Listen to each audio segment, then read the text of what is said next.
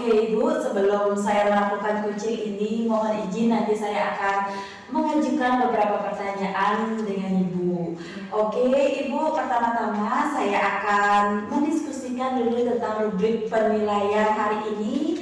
Oke Bu Nita, pada saat nanti coaching, coach dan coachee akan saya amati dan akan saya nilai Ibu ya. Kemudian sesuai dengan rubrik penilaian seperti itu Ibu. Apakah sudah tercapai dengan alur tinta apa belum, kemudian bagaimana Ibu memberikan pertanyaan yang berbobot kepada kunci, terus bagaimana Ibu terus merespon atau menanggapi jawaban dari kunci Ibu ya. Oke, jangan lupa Ibu saat coaching nanti, jangan lupa prinsip coaching yaitu ada kemitraan, proses kreatif, dan memaksimalkan potensi Ibu ya. Jadi sebelum observasi, saya akan mengajukan beberapa pertanyaan seperti yang sudah saya sampaikan tadi. Oke, pertanyaan pertama, kompetensi apa yang akan Ibu kembangkan pada coaching kali ini, Ibu? Oke, baik, kompetensi yang ingin saya kembangkan Bu, yang pertama itu kehadiran penuh, yang kedua menjadi pendengar yang aktif, kemudian yang ketiga bisa memberikan pertanyaan yang berbobot Bu. Jadi itu kompetensi yang saya ingin kembangkan saat ini. Oke, baik. Kemudian pertanyaan kedua, bagian mana yang nanti Ibu inginkan untuk saya amati, Bu? Oke, bagian yang saya ingin diamati di ketiga bagian Bu ya. Yang pertama di kompetensi kehadiran penuh, tolong diamati. Kemudian yang kedua mendengarkan dengan aktif, dan yang ketiga memberikan pertanyaan yang berbobot. Saya ingin Ibu mengamati apakah saya berkembang di kompetensi tersebut. Oke, baik Bu. Kemudian pertanyaan ketiga, bagaimana penilaian Ibu sendiri terhadap apa yang akan Ibu kembangkan nanti? Oke, jadi menurut saya ini akan berhasil jika yang pertama saya bisa hadir secara penuh dalam sesi coaching tersebut Bu. Yang kedua, saya bisa menjadi pendengar yang aktif ketika si coachee ini memaparkan pendapat, kemudian memaparkan berbagai permasalahan yang dialami gitu Bu.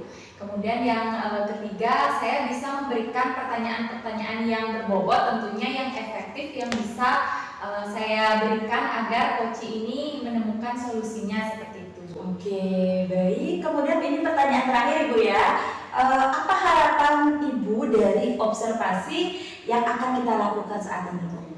Saya harap saya bisa meningkatkan kompetensi tersebut Bu. Jadi khususnya nanti saya dapat mengembangkan kompetensi-kompetensi yang harus dimiliki oleh si coach ini, sehingga di coaching-coaching selanjutnya saya menjadi coach yang memang benar-benar bisa memberikan solusi kepada coach saya seperti itu. Oke, baik. Terima kasih atas jawaban-jawabannya Ibu. Sekian dulu ya obrolan kita hari ini. Silakan Ibu melanjutkan coaching bersama Ibu Yuli. Kemudian setelah Ibu melakukan coaching, saya akan mengobrol kembali dengan Ibu. Terima kasih Ibu. Terima kasih banyak Bu ya Bu Sri ya. Sama-sama Bu. Ya. Oke, selamat pagi Bu Yuli. Selamat pagi Bu Nita. Gimana kabarnya hari ini? Ya, sementara baik Ibu. Ibu gimana kabarnya? Baik juga. Oke, terima kasih sekali ya Bu Yuli sudah meluangkan waktunya hari ini untuk melaksanakan coaching bersama saya. Nah, sebelumnya saya mau nanya dulu tujuan utama Ibu melakukan sesi coaching pada pagi hari ini bersama saya itu apa sih? Jadi begini Bu Nita, tujuan utama saya melakukan coaching hari ini itu adalah untuk memahami dan mengimplementasikan pembelajaran berdiferensiasi di kelas sehingga saya itu bisa memenuhi kebutuhan belajar siswa saya Bu. Seperti itu. Baik, nah dari pemaparan Ibu tadi, mari kita bahas beberapa hal terlebih dahulu Bu ya.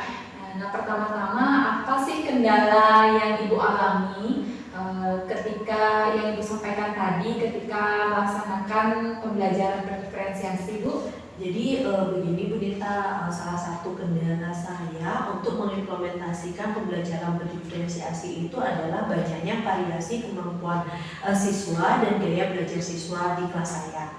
Jadi saya itu merasa sulit untuk merancang kegiatan pembelajaran yang bisa memenuhi kebutuhan mereka semua, Bu. Oke, nah tadi kan Ibu sudah menyampaikan kendalanya ya. Apakah Ibu sudah pernah melakukan strategi seperti itu Bu, yang artinya yang Ibu pernah coba untuk mengatasi permasalahan pembelajaran berdiferensiasi itu Bu? Jadi di sini saya sudah pernah Bu mencoba beberapa strategi ya Bu ya. Salah satu contohnya itu adalah mengelompokkan siswa berdasarkan kemampuan mereka. Nah, tetapi saya masih merasa belum efektif Bu, karena dalam menyusun materi dan aktivitas yang sesuai dengan setiap kelompok itu yang saya rasa masih sulit untuk saya lakukan. Oke.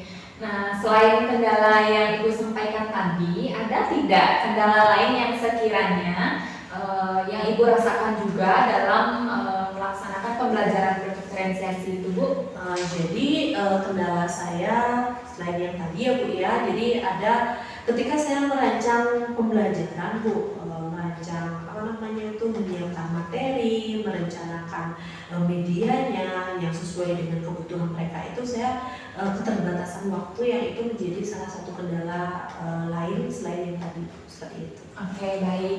Nah, mari kita rencanakan Bu ya, rencana hal-hal yang bisa kita lakukan untuk mengatasi kendala yang Ibu alami tadi. Nah, pertama saya tanya ke Ibu dulu, mungkin Ibu ada ide gitu Bu yang terlintas di pikiran Ibu, yang dimana ide tersebut dapat membantu mengatasi permasalahan Ibu dalam pembelajaran berdiferensiasi Bu? Jadi kalau dari ide saya sendiri Bu, saya ingin melakukan asesmen awal. Jadi dari asesmen awal ini kita akan mengetahui kemampuan dan gaya belajar masing-masing siswa tersebut. Nah, dengan data yang saya miliki ini, saya bisa merancang pembelajaran yang lebih tepat sasaran seperti itu sih Bu. Oke, baik. Nah, selain yang Ibu paparkan tadi, idenya sudah bagus sekali ya. Ada nggak ide lain selain yang Ibu paparkan tadi, yang dimana tujuannya agar lebih memotivasi siswanya Ibu dalam pelaksanaan pembelajaran berdiferensiasi Bu? Jadi menurut saya di sini Bu, saya itu bisa membuat rencana pembelajaran yang fleksibel dengan berbagai pilihan aktivitas seperti itu Bu. Dan selain aktivitasnya ada bervariasi, materinya juga kita variasikan di sana kontennya. Misalnya menyediakan berbagai tingkat kesulitan tugas. Nah, di sana kita membuat tingkatan sesuai dengan kemampuan mereka, menggunakan media pembelajaran yang beragam dan memberikan pilihan cara siswa untuk menunjukkan kemampuan atau pemahaman mereka terhadap materi yang kita berikan. Seperti itu. Bagus sekali ya pemaparannya Ibu ya.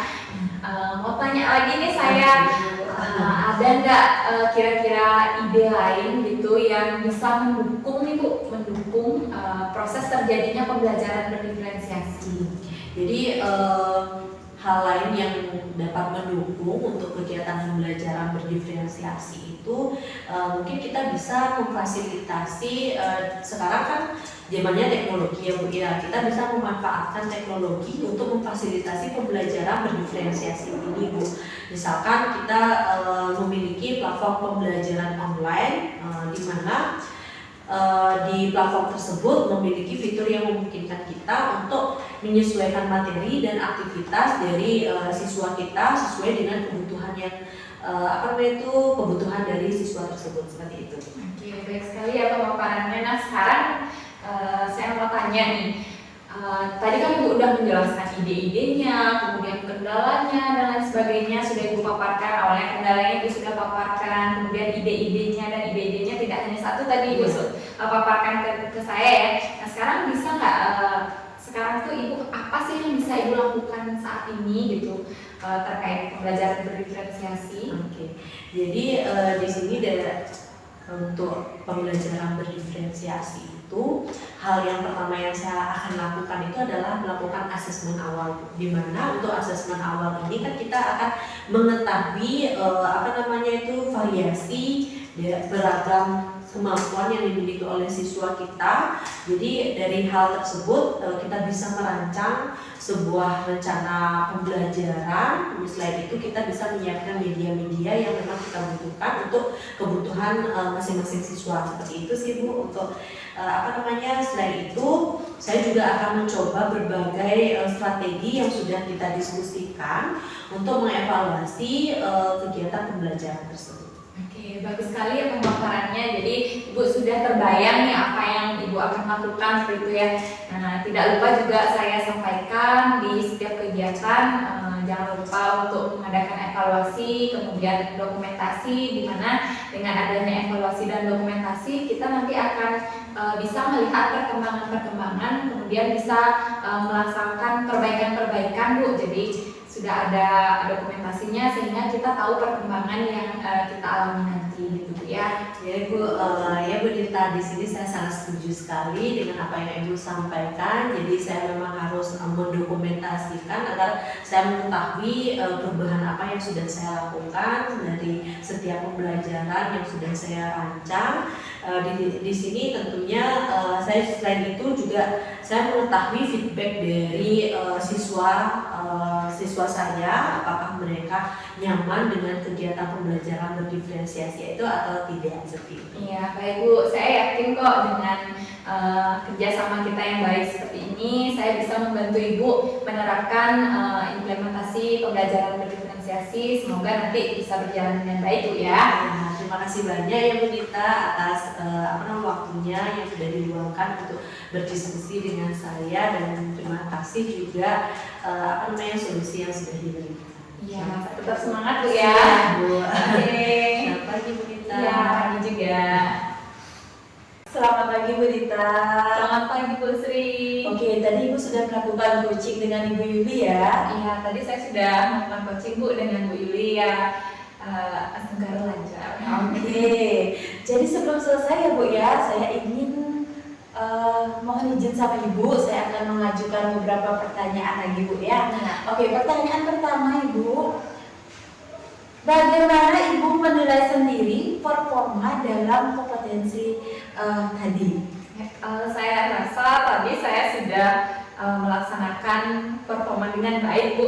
Ya, jadi selama proses coaching tadi saya sudah melaksanakan 3 kompetensi inti yang ingin saya kembangkan, yaitu kehadiran penuh, kemudian mendengarkan dengan aktif, dan mengajukan pertanyaan berbobot Bu. Oke, terus pertanyaan yang kedua Ibu, apa yang membuat Ibu menilai dengan demikian?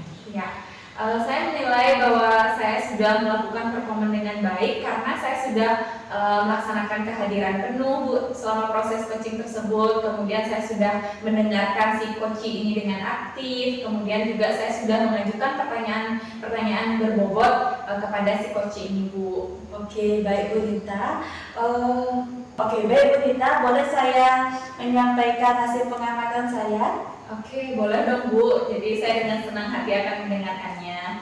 Oke, berdasarkan hasil pengamatan saya tadi, Ibu Dita sudah melakukan coaching dengan baik ya. Kemudian Ibu Dita juga sudah memahami 3 kompetensi inti dari coaching tersebut. Ibu Dita sudah bisa hadir penuh dalam coaching yang Ibu lakukan bersama coaching seperti itu.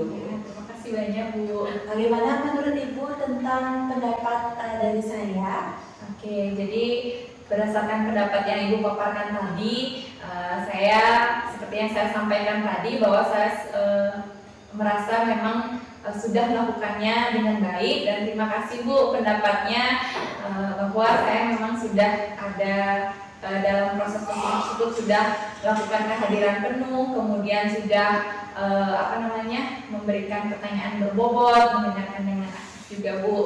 Oke, baik Bu Dita, berdasarkan pengamatan saya tadi masih ada hal-hal yang perlu Ibu kembangkan lagi. Tadi saat Ibu melakukan coaching seperti mengajukan pertanyaan berbobot kepada coaching, Ibu masih bisa mengajukan pertanyaan berbobot yang lebih terbuka lagi agar dapat menggali potensi yang dimiliki oleh si kucing Ibu. Oke, terima kasih Bu masukannya dan sarannya. Jadi nanti saya akan melaksanakan apa yang Ibu sarankan di coaching selanjutnya. Semoga saya menjadi coach akan menjadi lebih baik lagi. Oke, apa tindak lanjut Ibu selanjutnya, Bu? Oke, tindak lanjut saya selanjutnya tentunya saya akan terus berlatih Bu dengan melaksanakan coaching-coaching selanjutnya sehingga saya dapat meningkatkan kompetensi inti dari proses coaching ini yang dimana ada kehadiran penuh, kemudian mendengarkan dengan aktif dan mengajukan pertanyaan berbobot Bu. Oke, kapan Ibu akan melakukannya? Nanti saya akan melakukannya saat ada penilaian supervisi akademik Bu, jadi kan timingnya pas ketika saya melakukan hal tersebut akan lebih efektif seperti itu Bu. Oke, di mana Ibu akan melakukannya, Bu? Tentunya saya akan melakukannya di sekolah ya Bu ya. Oke, siapa yang Ibu mintakan bantuan, Bu? Saya akan meminta bantuan dengan rekan sejawat dan kepala sekolah juga tentunya Bu untuk mendukung proses coaching yang saya lakukan seperti itu Bu. Baik Bu Nita, berdasarkan hasil observasi secara umum, Ibu sudah melaksanakan kursi dengan baik. Kemudian hal-hal yang perlu ditingkatkan kembali, saya akan catat di form supervisi. Kemudian yang mana perlu ditingkatkan kembali dan yang mana sudah Ibu kuasai. Oke, apa yang Ibu dapatkan dari hasil observasi hari ini, Bu? Oke, jadi dari hasil observasi hari ini saya jadi mengetahui di kompetensi mana yang saya sudah tercapai, kemudian kompetensi mana dari proses coaching tersebut saya perlu ditingkatkan. Seperti yang Ibu katakan tadi bahwa saya perlu meningkatkan mengajukan pertanyaan yang lebih berbobot lagi sehingga dapat menggali ide-ide dari si coach untuk menjawab secara terbuka seperti itu. Baik, terima kasih Bu Nita. Senang bertemu dengan Bu Nita. Sampai jumpa di lain waktu Ya, terima kasih banyak Bu ya Ya, masukannya. sama-sama Bu Nita.